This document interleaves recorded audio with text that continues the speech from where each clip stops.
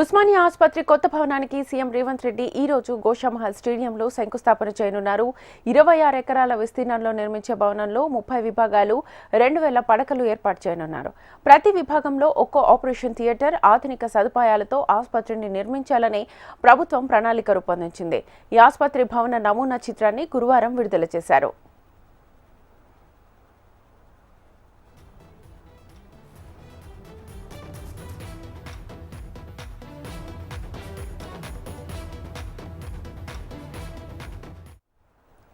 ఉస్మానియా ఆసుపత్రి కొత్త భవనానికి సీఎం రేవంత్ రెడ్డి ఈ రోజు గోషామహల్ స్టేడియంలో శంకుస్థాపన చేయనున్నారు. 26 ఎకరాల విస్తీర్ణంలో నిర్మించే భవనంలో 30 విభాగాలు, 2000 పడకల్ని ఏర్పాటు చేయనున్నారు. ప్రతి విభాగంలో ఒక్కో ఆపరేషన్ థియేటర్, ఆధునిక సదుపాయాలతో ఆసుపత్రిని నిర్మించాలని ప్రభుత్వం ప్రణాళిక రూపొందించింది. ఈ ఆసుపత్రి భవన నమూనా చిత్రాన్ని గురువారం విడుదల చేశారు.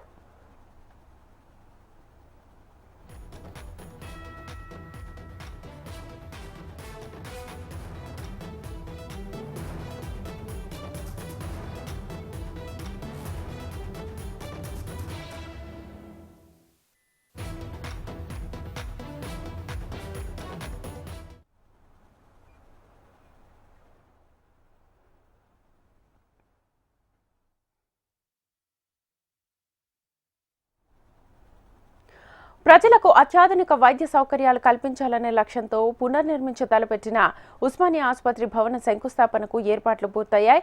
నూతన ఆసుపత్రి నిర్మాణానికి సీఎం రేవంత్ రెడ్డి భూమి పూజ చేయనున్నారు. ఉదయం 11:55 జరిగే ఈ కార్యక్రమానికి సీఎంతో పాటు ఉప ముఖ్యమంత్రి భట్టి విక్రమార్క, వైద్యారోగ్య శాఖ మంత్రి దామోదర రాజనరసింహ, ముఖ్య అధికారులు హాజరు కానున్నారు. దశాబ్దాలుగా ఉమ్మడి ఆంధ్రప్రదేశ్, మహారాష్ట్ర, ఛత్తీస్గఢ్, కర్ణాటక రాష్ట్రాల ప్రజలకు సేవలందించిన ఉస్మానియా ఆసుపత్రికి నూతన భవనాన్ని నిర్మించాలని సర్కార్ నిర్ణయించింది. ప్రస్తుతం ఆసుపత్రి అఫ్జల్గంజ్లో ఉండగా నూతన భవనాన్ని గోషామహల్ స్టేడియంలో నిర్మించనున్నారు. 2000 పడకల సామర్థ్యంతో 32 లక్షల చదరపు అడుగుల విస్తీర్ణంలో నిర్మించనున్నారు.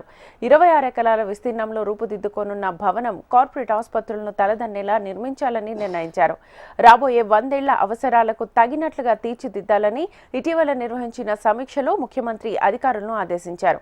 అన్ని రకాల సూపర్ స్పెషాలిటీ వైద్య సేవలు, ప్రతి వైద్య విభాగానికి ప్రత్యేకంగా ఆపరేషన్ థియేటర్లు, ప్రతి థియేటర్కు అనుబంధంగా పోస్ట్ ఆపరేటివ్ ఐసీయూ వార్డులు, కింది భాగంలో ఒకే చోట అన్ని రకాల డయాగ్నోస్టిక్ సేవలు అందుబాటులోకి రానున్నాయి. భవన నిర్మాణానికి సుమారు 2500 కోట్ల నుంచి 2700 కోట్ల వరకు వ్యయం కానుందని అంచనా. కొత్త భవన ప్రారంభోత్సవం తర్వాత 20% వైద్యుల సంఖ్య పెరగనుంది. రోజు 5000 మంది ఓపీ రోగులను చూసేలా 30 విభాగాలతో రోబోటిక్ సర్జరీలు చేపట్టే విధంగా సౌకర్యాల్ని ఏర్పాటు చేస్తారు.